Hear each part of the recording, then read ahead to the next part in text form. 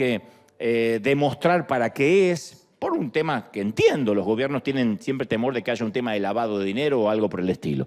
Una vez que esta barrera se pasa y podemos enviar el dinero, podemos ayudar. No cambiamos en una ciudad entera, pero caramba que ayudamos a paliar el hambre, a pasar el momento. Y lo que es fundamental, la gente que está pasando crisis dice, alguien se acordó de nosotros. Alguien, hispanos que viven allá, en la Unión Americana, en los Estados Unidos de América, se acordaron de nosotros. Eso es lo que sintieron los habitantes de Acapulco en su momento, los de El Salvador, los de Colombia cuando fuimos a ayudar. Plan Emergencia Bahía Blanca, cortito, dura un poquito más de 2 minutos, para que veas que River también estuvo ahí. Mirá.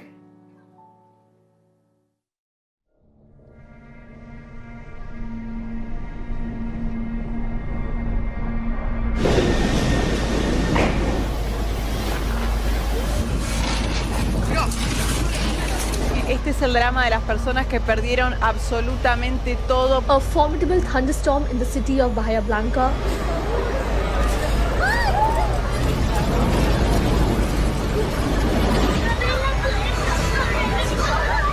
At this concert, the stage collapsed. The winds were so powerful, passenger planes were blown across the tarmac.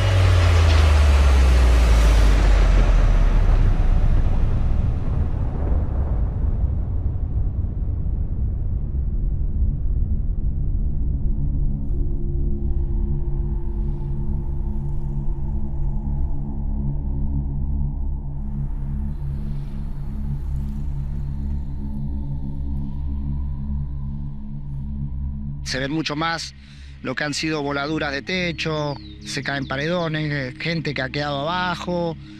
Y bueno, de esto, de la única manera que se sale es ayudándonos el uno al otro, ¿no?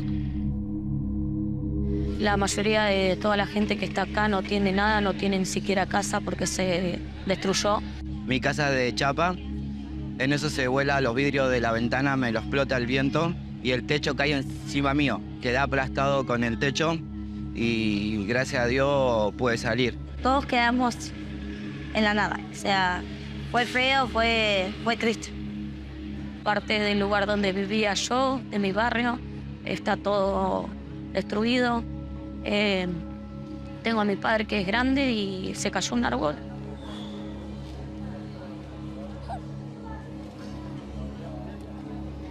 Perdón.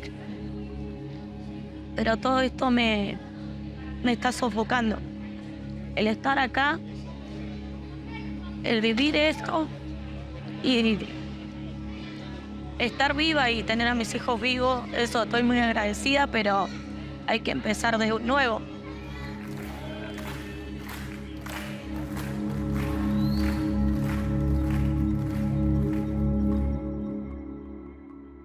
Buen día, yo soy Alfredo Dañel, presidente del Club Olimpo. Olimpo es el club más importante que tiene nuestra ciudad y el sur argentino, por su rica historia deportiva, tanto sea en fútbol, en básquetbol, en natación, en vóley. Pero lo más importante que tiene este club es sin duda alguna es su gente. Es la gente que conforma esta institución y que le da una vida en forma permanente. Y gracias a Dios hemos recibido una ayuda muy importante de este grupo de River Arena que nos ha dado la posibilidad de poder hacer hoy el evento solidario más importante que ha hecho el club. Hoy se van a entregar 2.000 bolsones de comida a 1.000 personas y al mismo tiempo se le va a entregar golosinas y juguetes a todos los que vengan acá. Así que hoy va a ser un día de mucha alegría y de mucha felicidad. Gracias a la donación de River Arena, el club abrió sus puertas para poder hacer una donación a todas aquellas familias que perdieron los techos o están sin la posibilidad de llevar un plato de comida a su casa.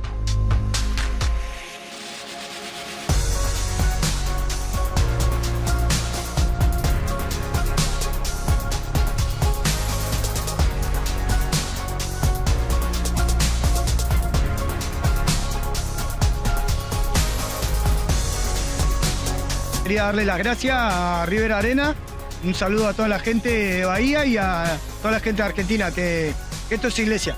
La verdad que me gusta ver cómo nos están dando una mano enorme, a los chicos principalmente. Queremos agradecer a la Fundación River Arena por las donaciones que hicieron para Bahía Blanca. y la gente ya pueden ver la felicidad que tiene tan solo de venir a la cancha de Olimpo. Y bueno, agradecerle de haberse acordado de Bahía y acordarse de Olimpo. Muchas gracias.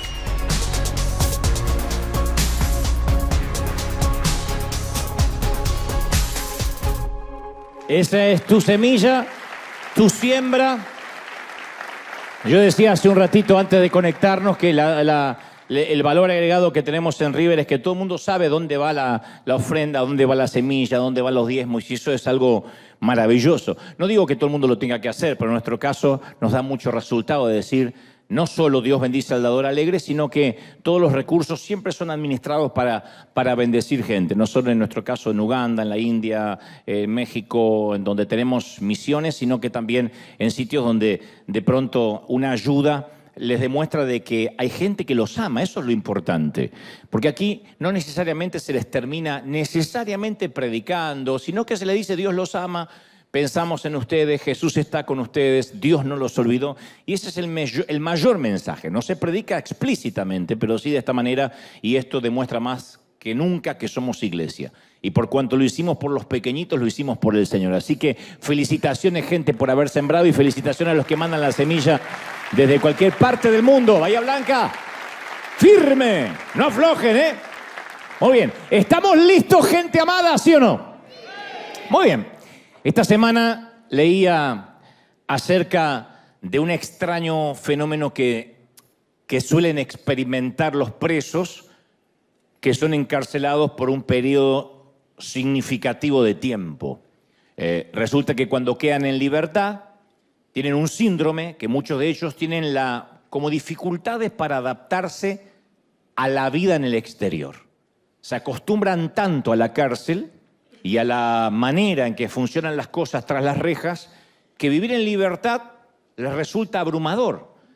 O sea, están en libertad cuando salen, pero no saben cómo vivir, cómo administrar esa libertad. De hecho, está comprobado que muchos se ven tentados a cometer algún delito menor para violar la libertad condicional y regresar a esas cuatro paredes donde la vida está muy bien definida, donde no necesitan pensar demasiado para tomar una decisión. Se piensa todo por ellos y de alguna forma inconsciente empieza a gustarles ese tipo de vida. Hay una escena en la película Sueños de Libertad, por cierto, que define perfectamente lo que trato de decir.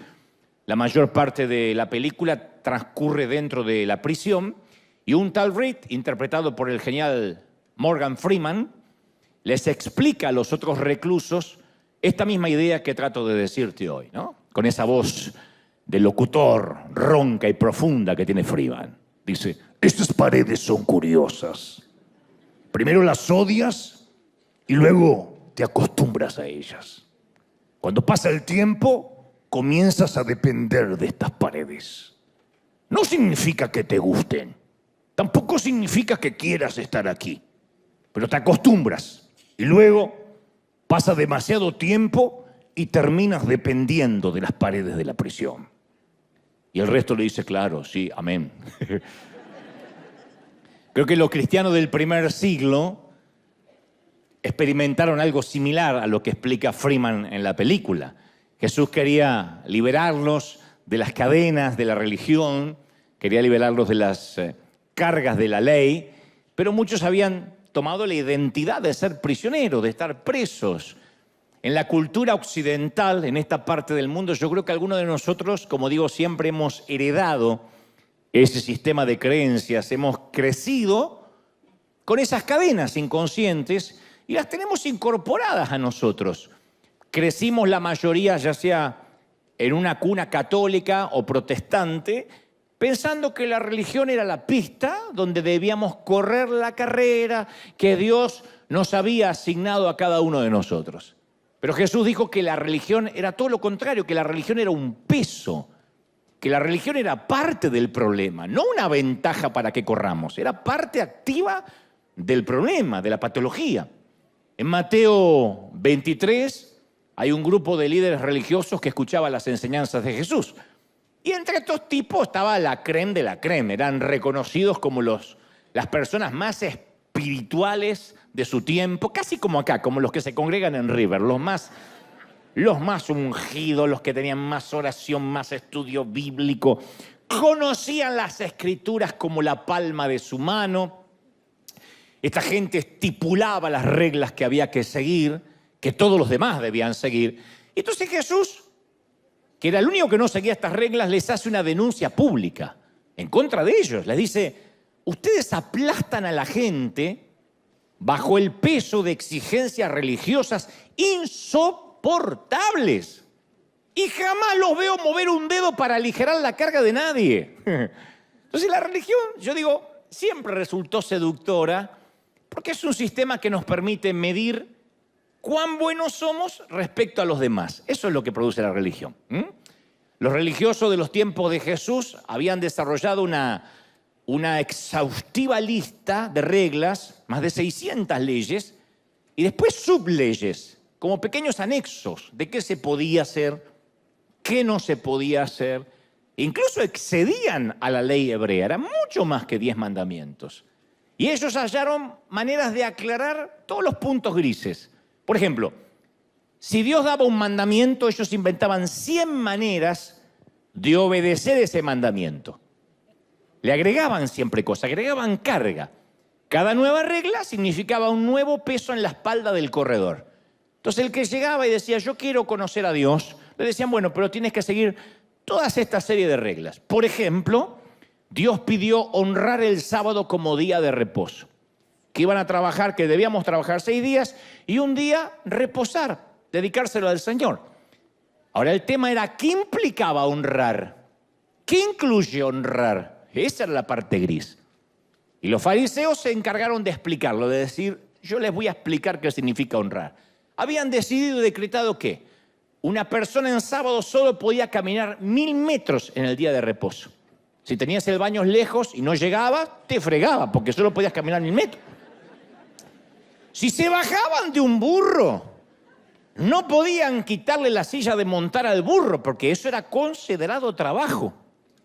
Si una gallina ponía un huevo el sábado, no podían comerlo, porque la gallina había trabajado en el día de reposo.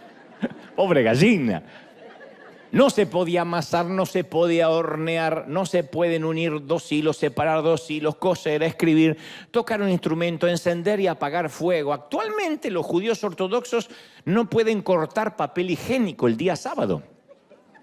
Están pensando, ¿y cómo se las arreglan? Yo también. Lo cortan el día anterior. Porque cortarlo es trabajo. Pero yo creo que ir al baño también es un trabajo para algunos. Entonces, el punto era sentirse mejor con uno mismo y poder ser más crítico con los demás. Yo cumplo la ley y veo quién no la está cumpliendo. Eso sucedía en el pasado y sucede en la actualidad. Las personas llegan a la iglesia y a veces los líderes repartimos un montón de pesas para que corran la carrera. Le hacemos la carga más pesada. En vez de hacérsela más liviana, la persona dice, yo acepté al Señor, tengo una nueva vida, ¿qué tengo que hacer? Y le ponemos un montón de reglas que ahora tiene que cumplir porque ahora es cristiano. Hay cosas que no puede hacer, hay cosas que tiene que empezar a hacer, hay cosas que tiene que cumplir. Y tiene que venir a un seminario para bautizarse y otro seminario para aprender la Biblia y no faltar a la reunión de varones o a la reunión de mujeres, según. No puede faltar al ayuno, a la oración, tiene que empezar a buscar al Señor. Entonces, le damos un montón de... Además de lo personal, ¿no? De qué puede, qué no puede hacer, cortar con los viejos amigos, cortar con la fiesta, con la parranda, con el tequila, un montón de cosas. Con el picoso, si el caso es que es mexicano. Y, por ejemplo, la Biblia nos enseña que debemos vestirnos modestamente. Porque ustedes dirán, bueno, pero ya no hacemos eso que si la gallina pone un huevo no lo podemos comer. No, porque nosotros no guardamos el sábado, pero este es un ejemplo. La Biblia dice que debemos vestir modestamente. Y nosotros también interpretamos las zonas grises. Porque la pregunta es, y bueno, ¿y qué incluye modestamente? Bueno, según en cada cultura.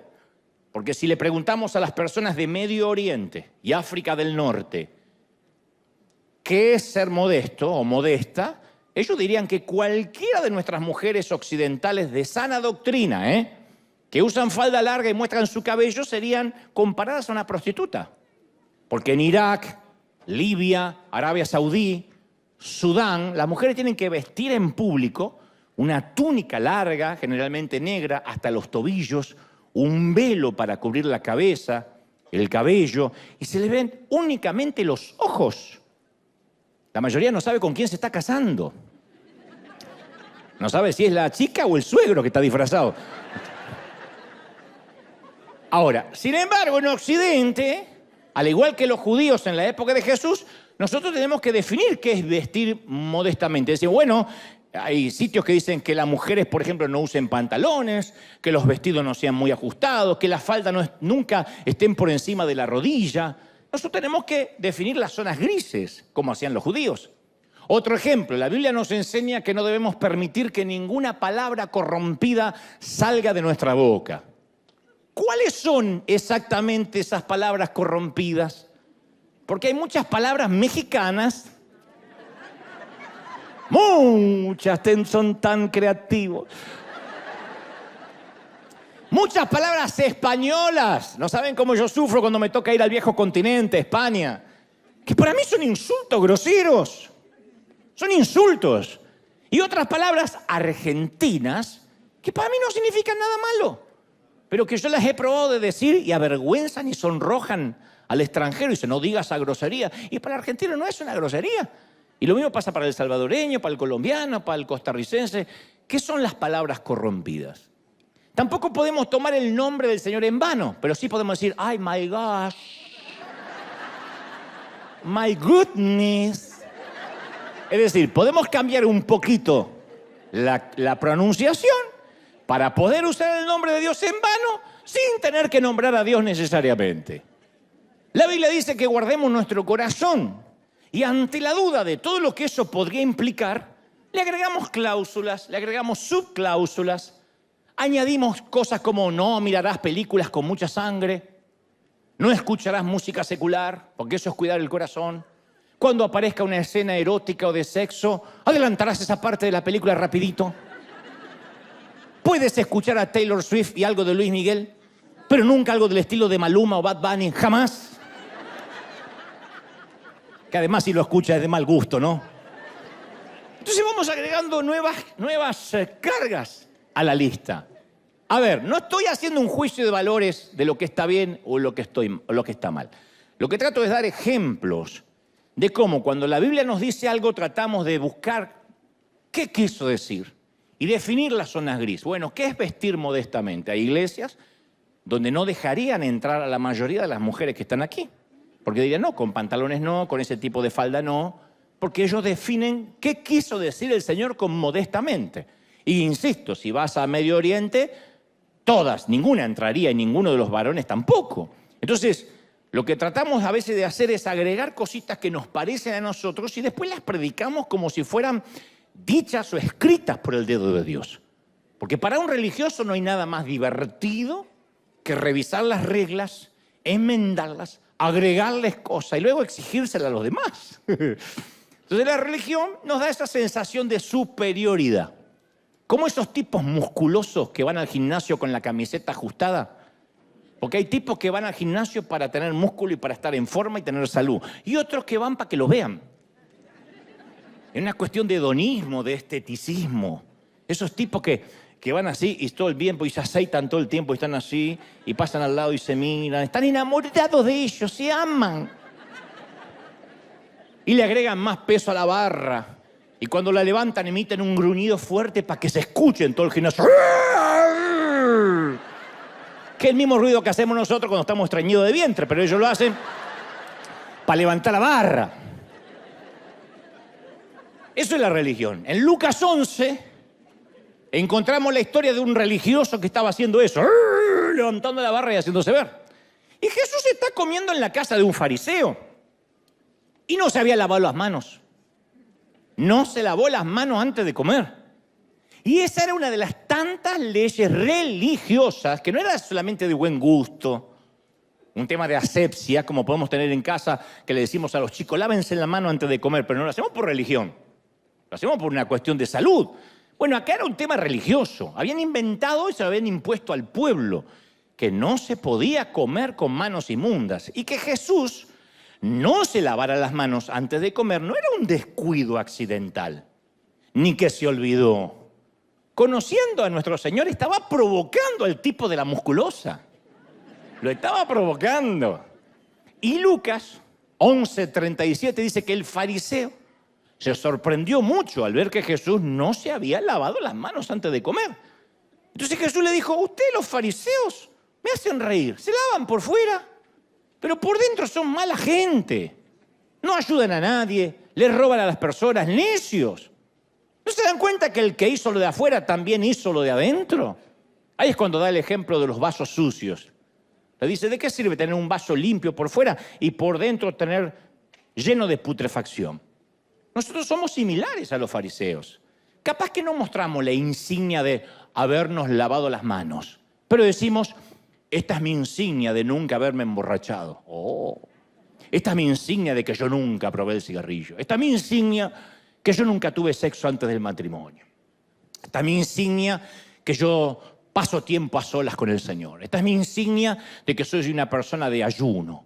Esta es mi insignia que tengo una familia perfecta. Y en realidad, cada vez que alardeamos de nuestras insignias, tendríamos que devolver la insignia de la humildad, que es una de las que más nos gusta alardear y mostrar, ¿no?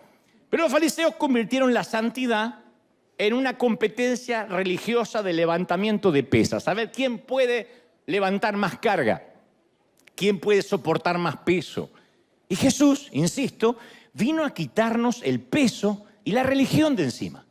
Me encanta una versión de la Biblia, El Mensaje, cómo parafrasea las palabras de Jesús en Mateo 11:28, porque dice, ¿están cansados? Dice el Señor, ¿están cansados de la religión, de las cargas? Vengan a mí, vengan y recuperarán su vida. Y yo les voy a enseñar a descansar de verdad. Caminen conmigo, trabajen para mí, vean cómo lo hago yo. Aprendan que los ritmos de la gracia nunca son forzados. Háganme en compañía y van a aprender a vivir viajando libres y ligeros. Ese es nuestro Señor, maravilloso, ligero, libre. Yo pensé que alguien iba a celebrar más fuerte, que eso es maravilloso, es la mejor noticia. Venid a mí, todos los trabajados, cargados, y los haré descansar. Los haré descansar. Nadie puede ser santo y cansarse de ser santo. Y si se cansa es porque está siguiendo las reglas.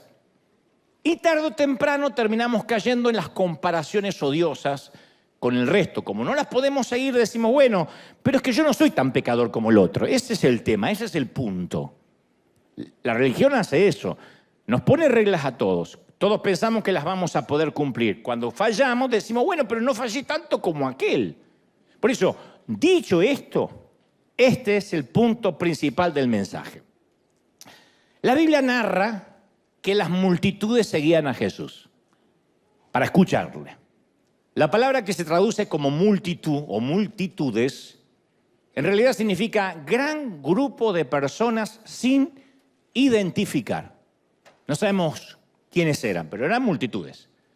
Y yo pensaba esta semana que a lo largo de mi ministerio o de mis años de oratoria en público, yo aprendí algo sobre todos los grandes grupos de personas sin identificar que llegan a escuchar su palabra. Lo primero que uno aprende como predicador o conferencista, que la mayoría de la gente que viene a escuchar un mensaje, incluyendo hoy o en casa, carga con muchísimo peso de dolor, con sueños hechos trizas, hechos añicos.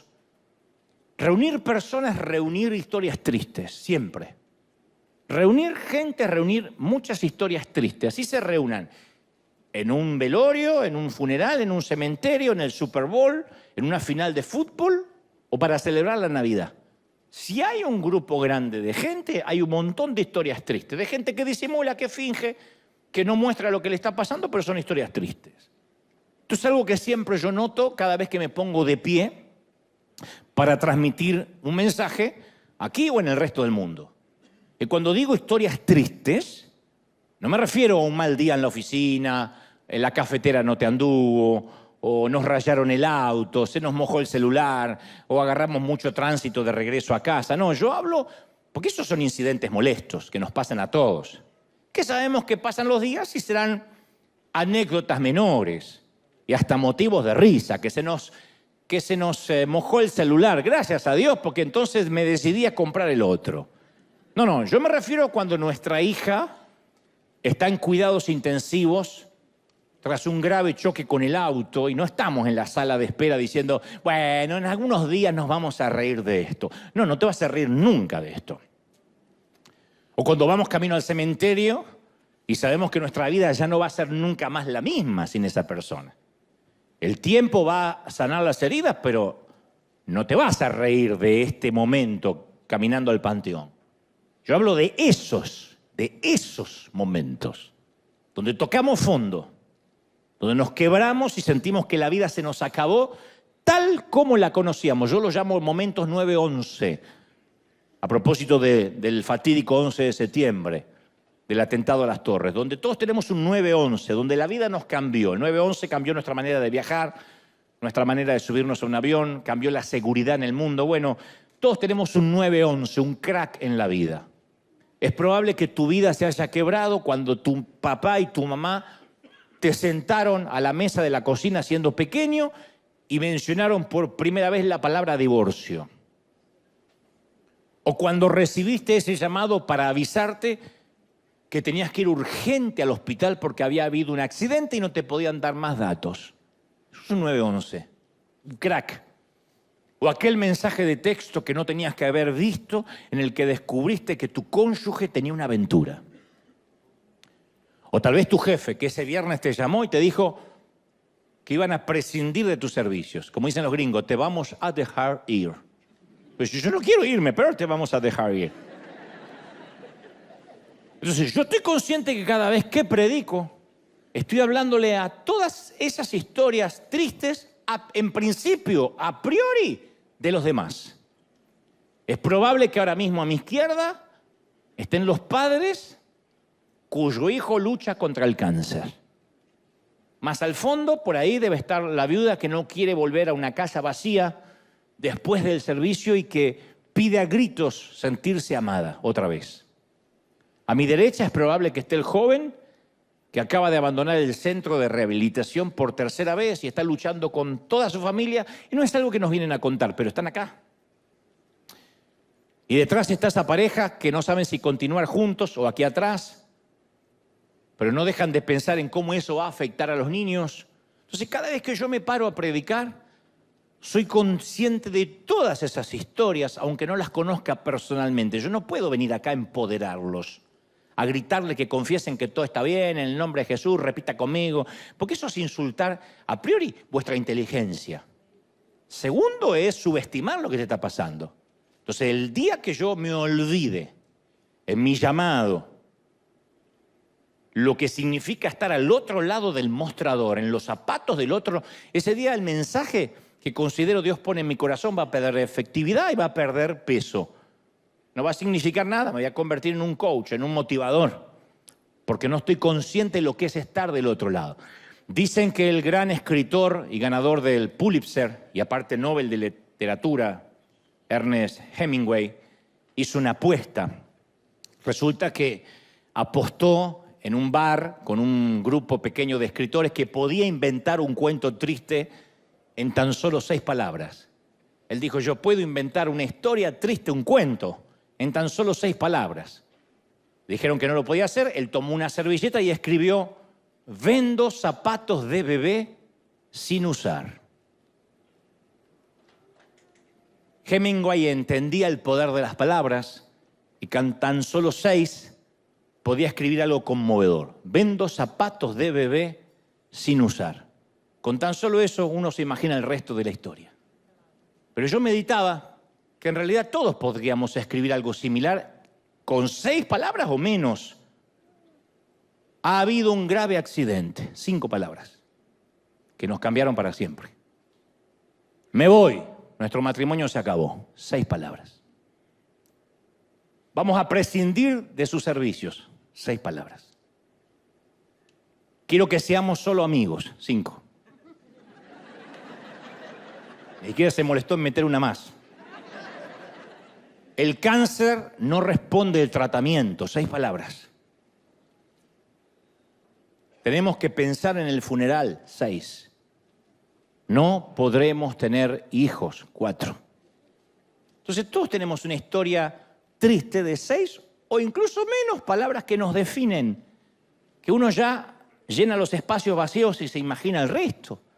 El tema es que siempre pensamos que esas cosas les pasan a los demás, a otras familias. Nunca le va a pasar a la nuestra. De niño yo solía pensar que nadie de mi familia iba a morirse nunca. Que solo era algo que le pasaba a los demás. Nunca un funeral iba a golpear la puerta de casa, jamás. No se iban a morir mis padres ni mis hermanos. Aun cuando ellos ya eran adultos mayores, yo creía que el arrebatamiento, la venida de Cristo me iba a impedir ver muerte en mis seres queridos. Soñaba con eso. Decía, yo no voy a soportar ver a mis padres en un ataúd. Y estoy hablando de algo natural, porque la muerte es natural, que nuestros padres se vayan antes que nosotros. Ni me imagino lo que es, y sé que hay gente acá que ha experimentado ese dolor, tener que sepultar a un hijo, que es antinatural. Los hijos debieran despedir a los padres y nunca al revés. Las enfermedades graves cuando yo era chico o era adolescente era algo que le pasaba a los que no tenían a Dios. O porque en su defecto algo malo habían hecho. Entonces cuando nos enteramos de una tragedia del vecino de la esquina que volviendo de la costa marplatense o veniendo de las vacaciones había tenido un accidente, habían muerto sus hijos al instante, decíamos, bueno, eso le pasa porque salieron a la calle sin oración. Eso le pasa a los mundanos. Y de pronto nos enteramos que le empieza a pasar a gente piadosa.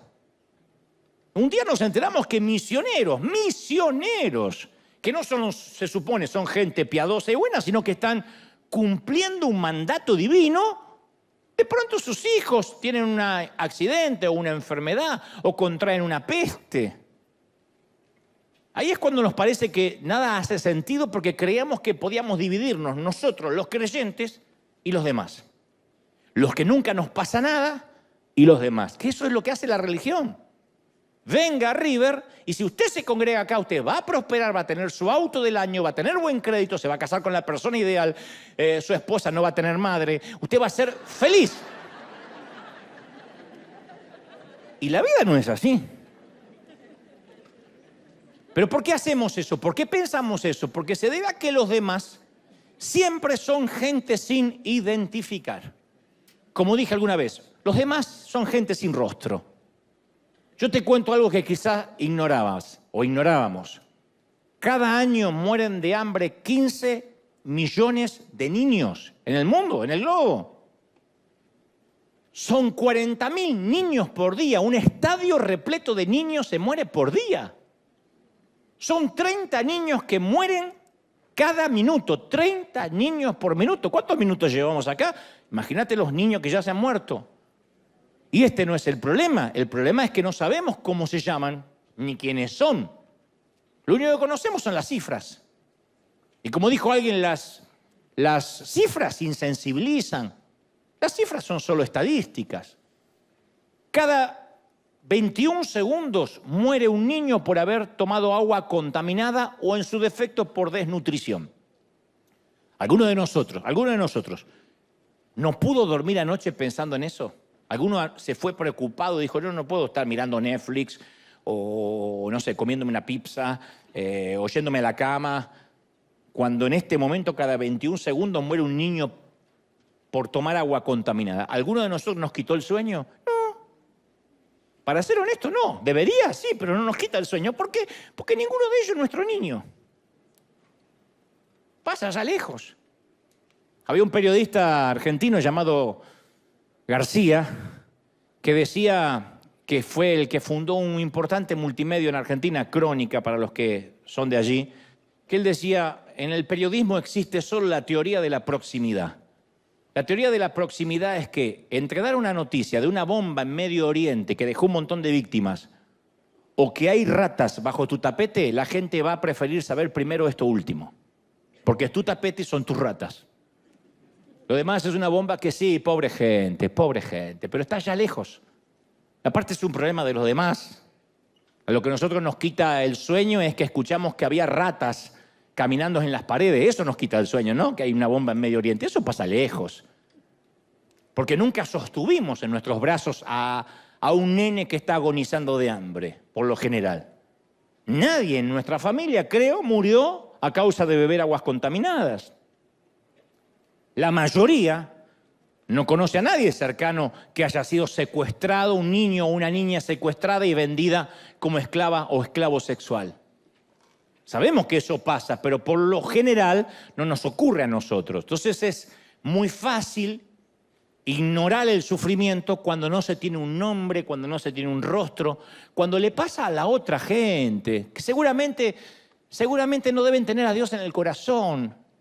Es como cuando nos alertaban allá en el 2018, fines del 18, que estaban un montón de chinos muriendo a causa de una enfermedad rara llamada COVID.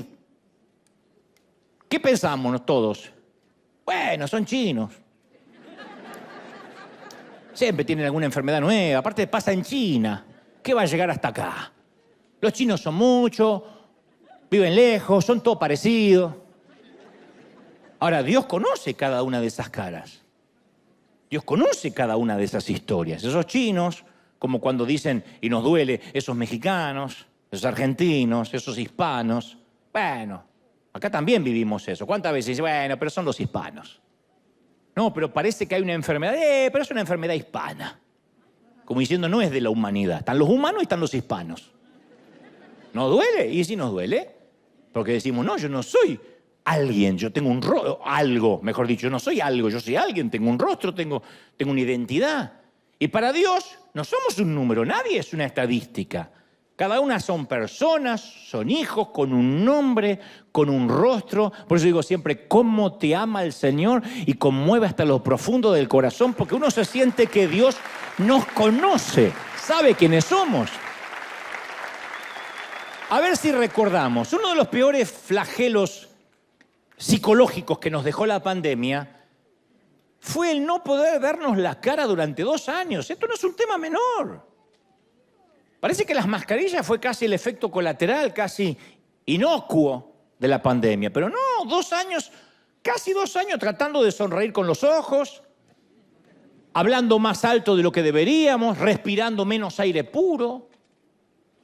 Hagan memoria de lo que era subir un avión, a un bus, a entrar a un mercado. Nos fuimos olvidando los gestos cotidianos.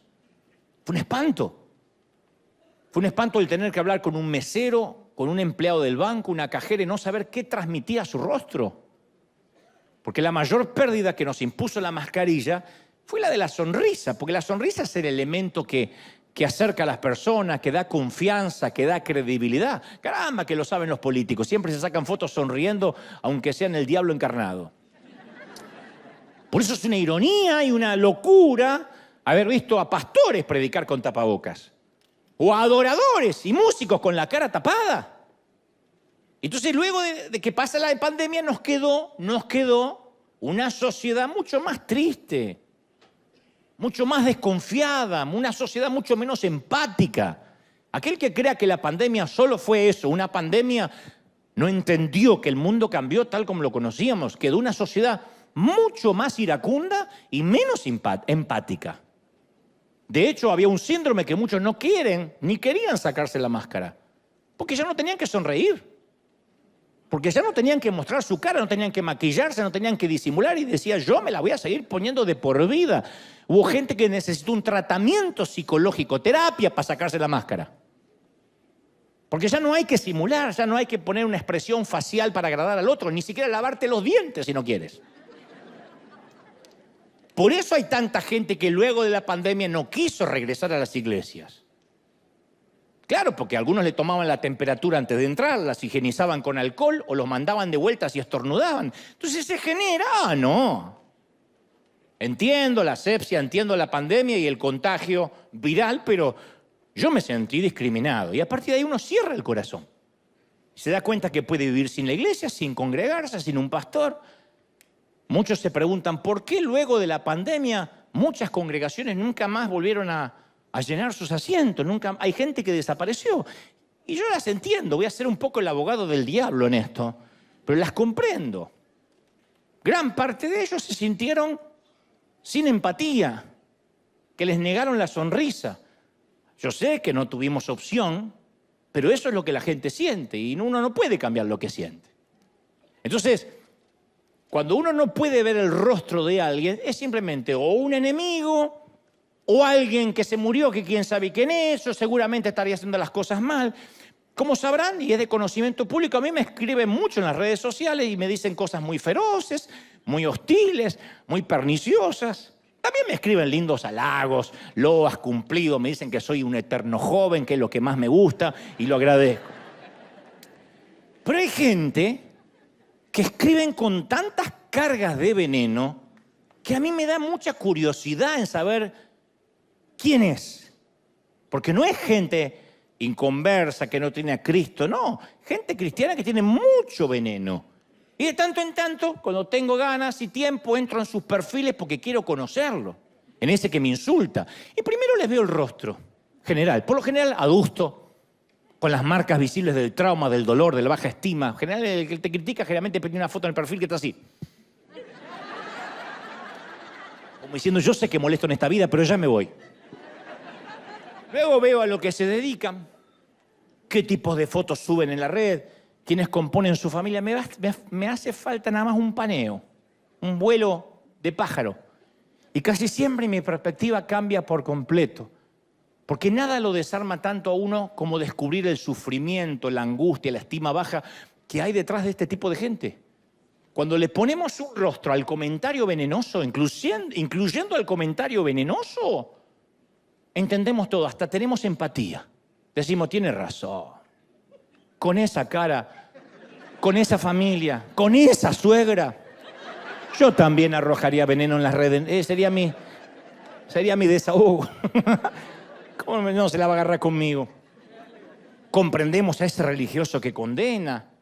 Que generalmente el religioso que condena es un niñito asustado detrás de una corbata muy grande. Generalmente son niños asustados, traumas que arrastran y ahora tienen un micrófono, un púlpito y atacan, o una red y la impunidad que le da cierto anonimato y ataca, pero detrás hay una persona asustada, con problemas, con traumas. Hay una pequeña historia que revela esto mismo. Dice que mientras que se peleaba la guerra civil española, George Orwell tuvo un encuentro con el enemigo que había ido a matar. El famoso escritor inglés Orwell había ido a combatir el fascismo. El fascismo es una ideología política, un sistema de gobierno totalitario de extrema derecha que se opone a la democracia y que inicialmente nació en Europa. El primer régimen fascista fue en Italia, la Italia de Benito Mussolini, la Alemania de Hitler, la España de Franco, y después algunos dictadores latinos, que siempre están copiando todo, copiaron el modelo. Saludo enorme a los chicos. Bueno, y Orwell relata que cuando iba a dispararle a un soldado fascista, se bajó el pantalón, quedó en calzones, y levanta los pantalones en alto así. Y Orwell dice, yo no pude dispararle debido a ese pequeño detalle de los pantalones. Porque yo había llegado ahí para dispararle a un enemigo, no a un hombre que sostiene en alto sus pantalones. Alguien que tiene en alto sus pantalones no es un enemigo, es otro ser humano igual que yo. Ese detalle hizo que no lo pudiera matar. Al verlo en calzones, pobre tipo, dijo, es un ser humano igual que yo. Eso es ponerle un rostro incluso al enemigo, al más feroz. Es alguien que sufre, es alguien que va al baño como nosotros, es alguien que se preocupa, es un niño, alguna vez fue el niño de alguien. La palabra dice que un día, camino a Jerusalén, Jesús quiso detenerse en una aldea samaritana y no lo recibieron bien. Y sus discípulos dicen siempre con esa manía que tenemos nosotros de ver los demás, los otros, la gente sin rostro, le dijeron, ¿no quieres que hagamos caer fuego del cielo y los destruyamos? ¡Oh, oh! Mirá vos, era Thor el tipo, era el Capitán América. ¿No quieres que haga descender fuego del cielo? Y pensaban que Jesús le iba a agradar la propuesta, porque lo habían rechazado a él. Que ellos adoptaron una posición en la grieta. Vamos a estar del lado de Jesús, che. Vamos a quemar a los demás, vamos a quemar a esa gente. Y Jesús se volvió y los reprendió. Y empezó a proteger a los samaritanos y a regañar a sus seguidores. Mirá qué extraño episodio. De hecho, el Nuevo Testamento está lleno de extrañas narraciones acerca de samaritanos. Jesús entabló cierta amistad con una mujer samaritana que se había casado 5 veces y que ahora convivía con un amante. Sana a 10 leprosos y solo el samaritano regresa a agradecer. Con toda la intención, Jesús hizo del samaritano el héroe de su parábola más famosa. Y en los tiempos de Jesús, los samaritanos vivían muy cerca de sus primos judíos. Y tenían similitudes, pero se odiaban los tipos. Para los judíos, los samaritanos eran mala palabra. Y el Evangelio de Juan nos explica que los judíos no tenían nada en común con los samaritanos. Y yo digo siempre, por sorprendente que parezca, yo he descubierto que los grupos más cercanos tienen las enemistades más fuertes. Nosotros es muy raro que tengamos una enemistad fuerte con japoneses, con un árabe, pero con otro hispano. Siempre digo, ¿cuál es el peor enemigo de un hispano en migraciones? Otro hispano. Yo cometí el error hace 30 años, decía, no me voy a poner en la fila del gringo, mejor me pongo en la fila del hispano, este mexicano me va a ayudar. Tu abuela era el chompiras. ¿Y por qué viene? Y que me está mintiendo. Y yo veía al gringo que hacía, next. Le digo, ¿por qué no fui con ese hueso colorado? Me vengo con este. De alguna forma la gente que somos parecida, generalmente se genera más rencilla.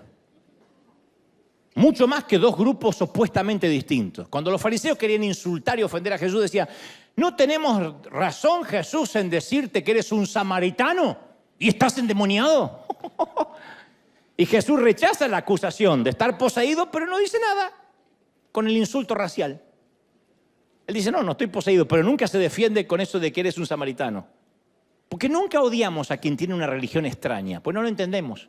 El problema radica cuando nos peleamos quién de nosotros, los evangélicos, tiene la exclusividad de Cristo, quién es el dueño de la verdadera franquicia. Y este es profeta verdadero, aquel es medio falso, este no es el verdadero. De ahí surgen las divisiones de la doctrina. Bueno, pero este no es el punto.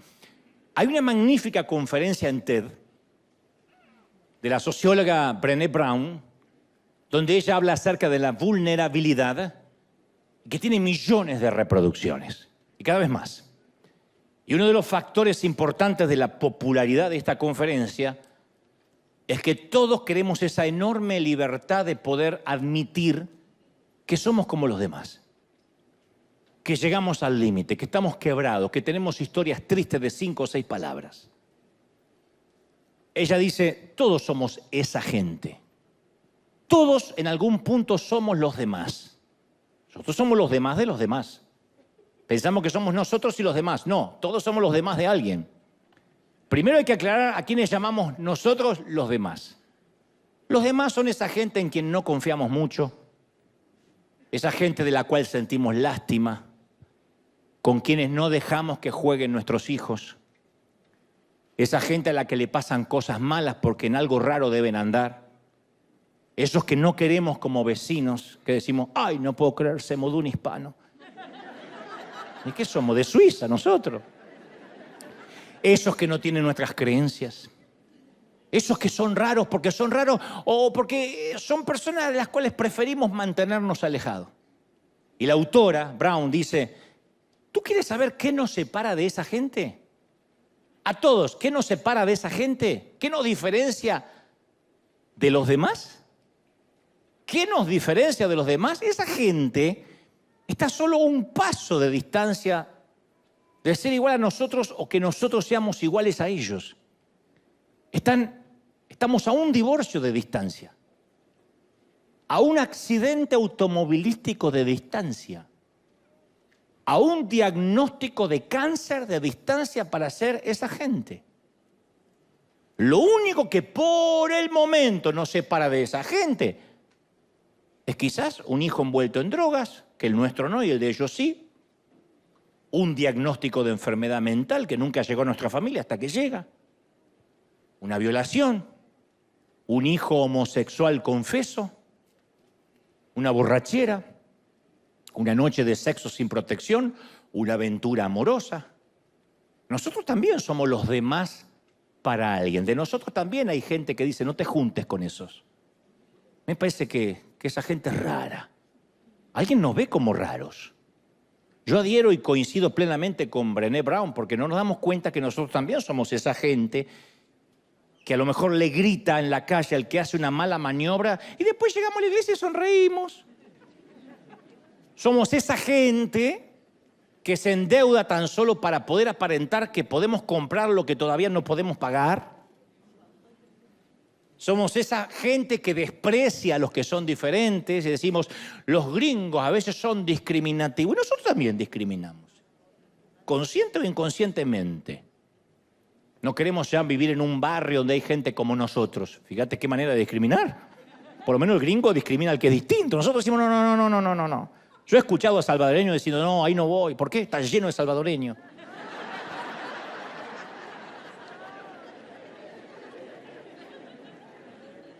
Somos esa gente que en ocasiones visita sitios que no debería ver en internet para luego borrar el historial con vergüenza. Somos esa gente que trabaja 15 horas por día para mantener un estilo de vida que nunca tenemos tiempo ni siquiera para disfrutar.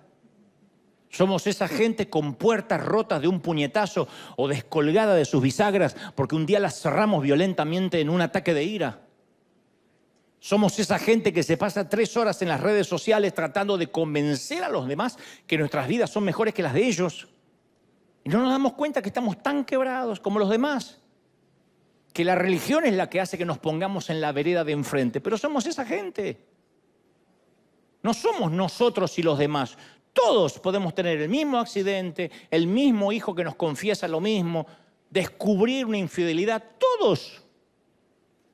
Pero nosotros nos solemos poner en otra vereda, no solo por razones religiosas, sino también a veces por etnia, por una cuestión de cultura, de raza, para diferenciarse por lo menos del otro. Y el punto es que estamos conscientes que somos pecadores, pero siempre nos parece mejor demostrar que existen peores pecadores que nosotros. Eso nos da una sensación de, bueno, yo no puedo cumplir la ley, pero hay otros que la pueden cumplir menos. Capaz que no nos vestimos tan modestamente, pero bueno, existen mujeres que vienen a la iglesia que visten mucho peor que yo, y esa sí parece una cabaretera. No tenemos el matrimonio perfecto. Ay, pero yo conozco parejas que tienen problemas gravísimos, que él hasta le pega a ella. Nuestros hijos tienen problemas de rebeldía, pero normales, de la adolescencia. Yo conozco un matrimonio que la hija se confesó lesbiana. Pobre mamá, eso es un problema. Siempre estamos viendo que los demás están peor. O sea, estamos quebrados, pero en lugar de correr al Señor y decir, yo tengo este problema, nos pasamos la vida como el fariseo diciendo, menos mal que no soy como los demás. En vez de decir, sé propicio de mi pecador. Pero buscamos siempre gente que esté peor y en comparación no nos hagan sentir tan quebrados. Y de ese modo ya no somos esa gente. Al menos no somos como los demás. Hay una famosa canción de Alberto Cortés que justamente se llama Los Demás. Tiene una letra maravillosa, no la voy a cantar, pero le voy a parafrasear la letra, que dice, nunca estamos conformes del quehacer de los demás. Y vivimos a solas, sin pensar en los demás, como lobos hambrientos acechando a los demás, convencido que son alimento los además. Los aciertos son nuestros y jamás de los demás. Cada paso es un intento de pisar a los demás. Cada vez más violento es el portazo a los demás. Las verdades ofenden si las dicen las demás. Las mentiras se venden cuando compran los demás. Así somos. Entre paréntesis decimos, no puede ser que en mi país hayan votado a fulano de tal. Nosotros también hubiésemos votado lo mismo. Pero parece que las mentiras las compran los demás, nunca nosotros. Somos jueces mezquinos del valor de los demás, pero nunca permitimos que nos juzguen los demás. Y Alberto Cortés dice, apagamos la luz de aquel que por amor a los demás encendió en una cruz el que murió por los demás. Donde estemos nosotros nos importa que se frieguen los demás. Condenamos la envidia cuando envidian los demás. Mas lo nuestro es desidia, que no entienden los demás. Y nos creemos selecto entre todos los demás y olvidamos que somos los demás de los demás. Que tenemos el lomo, como todos los demás, que llevamos a cuestas, unos menos y otros más, vanidad y modestia, como todos los demás. Y nos olvidamos que somos los demás de los demás. En algún momento pensamos que a nosotros no nos va a pasar, que nosotros nunca vamos a sufrir con nuestro hijo como ellos con el suyo. En algún momento decimos, nosotros criamos bien a los nuestros, no como esa que no los crió. En algún momento pensamos o sugerimos, yo soy más espiritual y esta tentación a mí no me mueve un pelo. Y un día nos encontramos en el mismo barro. Y esa necesidad de no vernos como esa gente nos ha vuelto maestros de la mentira, expertos en cubrir el dolor, adictos a los medicamentos, esclavos de la deuda de la tarjeta de crédito, seguidores de la moda pasajera, partícipes de la soledad, miembros del club de la hipocresía. Y porque a veces no queremos darnos cuenta que la única solución es decir, Señor, yo estoy quebrado, yo no soy diferente a nadie, yo soy como todos los demás, yo estoy quebrado. Cuando vemos por internet y descubrimos un ministro o alguien que nos enteramos que cayó, que cometió un error, decimos, mirá cómo puede ser, esto avergüenza el Evangelio. Nosotros también lo avergonzamos, nada más que a lo mejor no somos tan públicos. Pero si tu vida fuera pública, a lo mejor avergonzarías también el Evangelio. Y mucho más que esta gente. Entonces, ¿qué nos queda? Estar quebrados, es lo que pide el Señor. Y por quebranto me refiero a reconocer que necesitamos ayuda. Que somos pobres en espíritu, bienaventurados los pobres en espíritu y que no tenemos nada para ofrecer. Y en nuestra cultura eso es algo muy difícil. La gente paga fortunas para ir a seminarios para que los empoderen, nunca para que los quiebren. Hagan un seminario que digan quebranto. No va nadie, ni la suegra del tipo que predica. Van para que los empoderen. Empodérate, empodérate, mujer. Mujer, empodérate. Así, pero... Y salen empoderadas las Dora, las exploradoras, las profetas, las exploradoras. Y los tipos también, ¿no? El Señor te va a empoderar. Y el Señor nunca habla de eso, habla de quebrarnos. El quebranto nunca va a ser trending topic en Twitter. Nadie lo incluye en su currículum vitae y no es una estrategia de negocios. Nadie dice, yo estoy quebrado. Nadie. Pero es la única esperanza que Jesús nos ofrece. Estamos quebrados, rotos, hechos trizas. Por eso venimos a la iglesia. La buena noticia es que Dios repara al que está roto. Toma a los olvidados, los subestimados, los marginados, los descartados, los dañados, los destruidos, ¿sí o no? Y entonces hace surcir, cose lo que Él puede hacer. A Dios le encanta tomar lo roto y transformarlo en algo hermoso.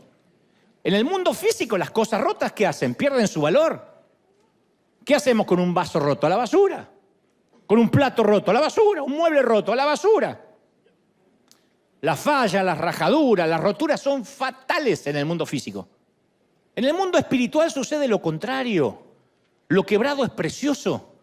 La gente quebrada es la que revela la belleza y el poder de Dios. Si uno no está quebrado, uno no puede revelar nada. Porque uno se interpone en lo que Dios quiere transmitir y en lo que Dios quiere fluir. Si yo en lugar de decir estoy quebrado y también estoy como la mayoría y como ustedes, me pongo en superhéroe, yo creo que nadie me aguantaría. Si yo dijera, yo les voy a contar que yo soy un hombre de oración y vengo de ayunar 40 días...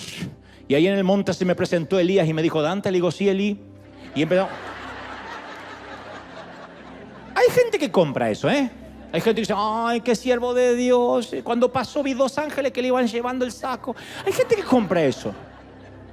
Porque para que haya timadores, hay gente que le gusta que le mientan. Pero no es real.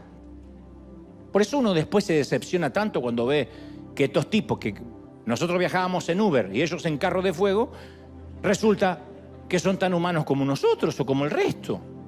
En Jeremías 18:4 el Señor envía al profeta Jeremías, al libro que llama su nombre, a la casa de un alfarero y que espere instrucciones. Y al llegar, Jeremías ve a un alfarero que trabaja con su torno mezclando el agua y la arcilla y que forma una vasija mientras que va girando. Y se ve que en un momento sus dedos fallaron y se encontró con una vasija defectuosa que nadie querría comprar. Y mientras que el profeta miraba el hombre, deshizo la vasija toda y volvió a moldearla de nuevo, dice la Biblia, según le pareció mejor.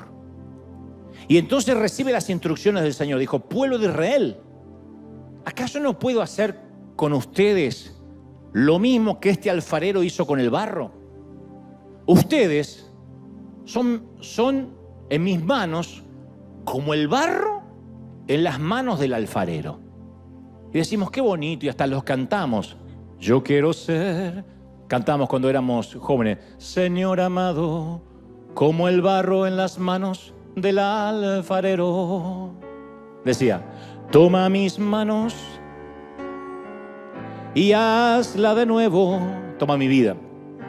Yo quiero ser, decíamos, yo quiero ser un vaso nuevo. Y lo cantamos. Yo quiero ser, decíamos, Señor amado. Y las profetas decían, como el barro del alfarero. Toma mi vida y hazla de nuevo. Y decíamos con pasión, yo quiero ser un vaso nuevo. La imagen de Dios sentado con el alfarero de fondo, mirando la vasija defectuosa y negándose a descartarla. El alfarero hizo según le pareció mejor, con la misma porción de arcilla, con las mismas grietas, pero hecha nueva. Esta es mi oración. Señor, toma mis partes rotas. Yo quiero ser un vaso nuevo. Según te parezca mejor. No lo que yo opine. ¿Por qué no nos construimos de esta manera? No, haz lo que te parezca mejor. La cuestión es, porque el Señor lo va a hacer, quieras o no, querramos o no, nos va a desarmar y nos va a volver a armar. El tema es si estamos dispuestos a que se nos vean las grietas, que se nos vean los hilos. Porque la religión hace que no se nos vean los hilos. Que el que menos muestra los hilos del titiritero parece más espiritual, más independiente. Más ora, más sigue las reglas. Y el tema es que se vean las grietas. Pero nosotros solemos querer pulir, ocultar, fingir, disimular cualquier error, cualquier cicatriz. Y eso es cansador, como te decía estas semanas. Dios mira nuestro quebranto como la técnica del kintsugi, que es un proceso de restauración de cerámica que surgió en el Japón en el siglo IV. Los japoneses unen los trozos de la pieza de cerámica que está rota o rajada, y en lugar de ocultar las grietas, se las rellena con oro. Ustedes las habrán visto en museos.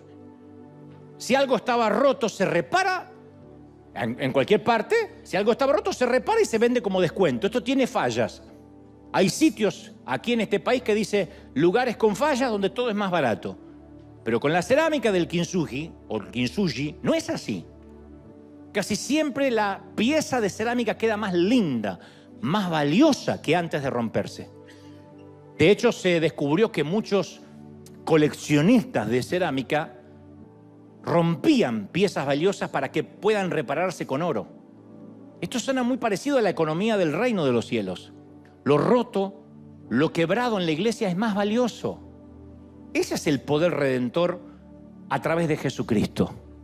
Cuando estamos en el final acabados, fundidos, con historias tristes, le damos a Dios los pedazos rotos y Él nos repara hasta que estemos completos, que va a ser cuando nos toque irnos con Él. Isaías 53:5 dice que Él nos ayuda a ver nuestro quebranto a través de la cruz. Dice, mas Él herido fue por nuestras rebeliones, molido por nuestros pecados. El castigo de nuestra paz fue sobre Él y por sus llagas fuimos curados. Y la palabra herido se refiere a los hematomas, esas marcas de color azul que crean los vasos sanguíneos cuando se rompen. Y el término curados proviene de la raíz que significa reparado, enmendado, hecho entero por completo. Entonces Isaías está diciendo que somos hechos nuevos únicamente creyendo que Él ya fue quebrantado. Pero para ser hecho nuevo uno tiene que decir estoy quebrado, no soy mejor que los demás, soy mejor que el resto.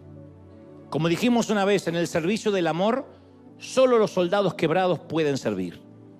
Los que se sientan enteros no están aptos para el reino, siempre causan problemas. Cuando a mí se me acercó gente que me ha dicho, ¿qué puedo aportar yo al reino? Porque tengo mucho para aportar. Ese es una bomba de tiempo. Porque quien es llamado a servir no oculta las heridas. Las cicatrices tienen una belleza especial, son seductoras. El verdadero llamado nunca oculta las marcas. Sabe que sus cicatrices son las historias de vida. Y quien no tiene ninguna herida es porque no peleó ninguna buena batalla nunca. Siempre estuvo sentadito en los asientos allá arriba, criticando a los que nos están dando una buena paliza allá abajo. Las heridas de la vida son una placa de honor. Muestran que no te retiraste, que no te rendiste. Y es el mismo Señor quien, de una vasija quebrada y rota, forma una nueva obra valiosa de oro. Lo roto, lo quebrado, siempre es más valioso en sus manos y fundamentalmente, mis queridos, nos demuestra que también somos esa gente que al fin y al cabo somos los demás de los demás. Eso somos.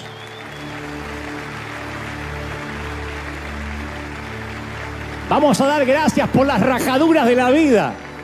Vamos a dar gracias con un aplauso por las rajaduras de la vida, por las cicatrices, por las heridas. Dar gracias a Dios porque somos sobrevivientes de la vida. Alguien tiene que celebrar más que eso. ¡Aleluya! ¡Impresionante! Y vamos a vivir en libertad, ¿sí o no? Eso somos. Hace poco alguien decía, no puedo creer que en River estén haciendo apología del pecado, de estar quebrado, de estar rotos, y eso va a ocasionar libertinaje. No, eso ocasiona libertad. Porque donde está el Espíritu de Dios, hay libertad, libertad para sanar, libertad para cicatrizar. ¿Sí o no? Libertad para sanar. ¡Qué lindo! Libertad. ¿Cómo te sientes mal? Ayúdame. ¿Cómo estás? Triste, pero sé que voy a salir. Qué lindo vivir en libertad. Qué lindo no tener que ponerse como modelo. No saben la libertad que da eso. No saben. Como decía hace unos domingos atrás, Dante, perdiste tu humildad. ¿Cuándo dije soy humilde? ¿Cuándo? No estoy diciendo que no sea humilde necesariamente, pero a veces la gente te juzga, insisto, por lo que ellos creen, por el avatar, como decíamos el domingo pasado. Hermano, imaginé que ibas a ser más sencillo, pero te cambió el irte a los Estados Unidos. Capaz que un pariente te lo dijo. Pero ¿cuándo dijiste yo voy a ser siempre el mismo que nació y se crió en Tijuana? Yo no soy el mismo, la vida me cambió. El viajar por el mundo me hizo un ciudadano del mundo, me cambió, ya no soy el mismo chico de barrio, claro que no. Recuerdo con añoranza, con nostalgia donde nací, pero el mundo me ha dado más, el viajar me ha dado más cultura, me ha preparado, ha abierto mi mente, entiendo, ensanché mi mente y entiendo cómo viven otros. Trato de ser más empático cada vez. Claro que no soy el mismo hombre que hace 30 años atrás. La vida me cambió. Las cicatrices me marcaron. Y eso es algo que uno tiene que celebrar. Celebrar la diversidad, no la uniformidad. Celebrar que somos distintos, que cada uno se peleó en la vida como pudo, como nuestros padres, hicieron lo que pudieron. Pobrecitos la mayoría sin estudios, sin preparación, algunos analfabetos, pero criaron hijos y pusieron hombres y mujeres de bien en la vida a duras penas, partiéndose el lomo. Bueno, nosotros somos la generación que también hacemos lo que podemos. No somos perfectos, nunca nos ponemos como modelo. Jamás recuerdo alguna vez que hemos dicho River es el modelo de iglesia para el mundo. Siempre decimos somos una visión de las tantas. Celebramos los que tienen seminario bíblico toda la semana, celebramos los que la música es importante, celebramos a aquellos que predican sobre el Apocalipsis. Nosotros somos evangelismo y salir al mundo, no porque descubrimos la pólvora, porque somos una visión, no la visión y la única, una de tantas. En McDonald's se comen hamburguesas y en el negocio de pasta se comen ñoquis. Aquí hay un menú. Y ese es el que sostenemos, el que nos enfocamos, el que vamos a defender, porque es nuestro llamado. No somos mejores, no somos peores, pero fundamentalmente somos como los demás. Nunca nos ponemos de ejemplo, somos gente rota. Aquí no viene la gente buena va a Lakewood. La gente buena va a Saddleback. La gente buena va a otras iglesias. La gente rota, la gente despedazada, vienen acá donde el pastor dice, yo estoy peor que ustedes. Y dice, bueno, ahí es mi sitio. Y el Señor nos bendice y nos pone oro en las heridas. Nos pone oro en las grietas. ¿Sí o no? Alguien tiene que celebrar eso, ¿sí o no? ¿Lo crees? Vamos a orar. Vamos a orar. Levanta tus manos al cielo y vamos a orar juntos. Padre, gracias. Gracias por esta mañana, tarde o noche, conforme nos estén viendo en cualquier parte del planeta. A los que hoy están recibiéndote en su corazón, a los que están viendo por primera vez, me encantaría que reconozcas en tu corazón a Jesucristo como tu suficiente Salvador. Dile, Señor, perdona mis pecados, perdona las canalladas de toda mi vida y hazme una nueva persona. Y todos ahora ya hemos recibido a Cristo hoy, hace instantes o hace años. Digamos, Señor, hazme de vuelta, como el barro en las manos del alfarero. Toma mi vida, hazla de nuevo. Yo quiero ser un vaso nuevo, con lo que eso implica. Y si mis heridas son un testimonio, dejas que se vean. Si mis cicatrices son el surco por donde el oro va a engalanar mi vida, deja que se vean. Padre, nos quitamos máscaras, nos quitamos el fingimiento y somos como los demás. Nuestros hijos sufren como los demás. Nuestros matrimonios, parejas, cuñados, padres, son como los demás. Nuestras empresas, nuestras compañías son como los demás. Nuestras iglesias son como las de los demás.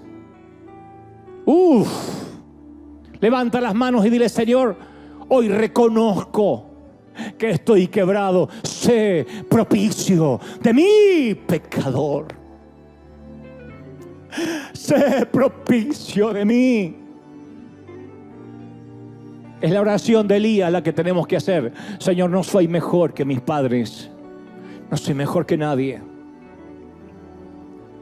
Solo soy una persona necesitada de ti. Yo quiero ser,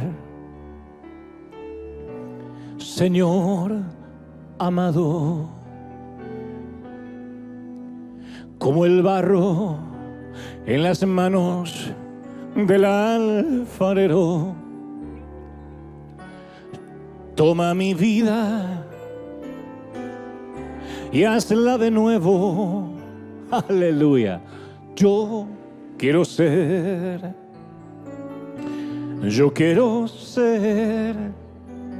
de verdad un vaso nuevo.